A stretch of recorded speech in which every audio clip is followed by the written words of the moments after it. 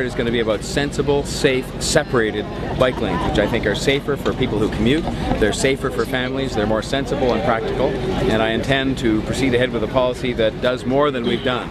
in recent years in terms of the construction of sensible, safe cycling lanes.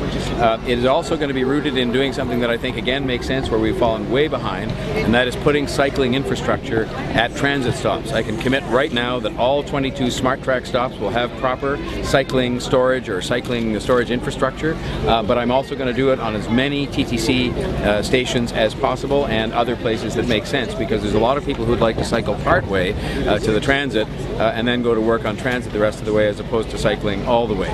Maintenance is something that's been raised with me by many cyclists who say that there's not a line item in the budget to maintain those bike lanes that do exist, so you find snow, you find various things that are interfering with the usability of those cycling lanes, and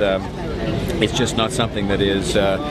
really conducive to having cycling made more accessible to people. Focusing in on saying she's the only progressive in the race, I'm wondering what you think of that statement, and then also whether you see her as a threat at this stage. I take every candidate seriously, every single one. But I would say that if you look at my track record as a private citizen, as a volunteer, where I invested hundreds of hours and hundreds of weeks of my time over many years, including very recent years when I was a private citizen, in causes such as the renewal of our priority neighborhoods, all kinds of things involving youth employment. I just finished co-chairing a task force on youth employment for the Ontario government. I committed myself to many of these things and made a big difference, and I think a lot of these organizations would confirm it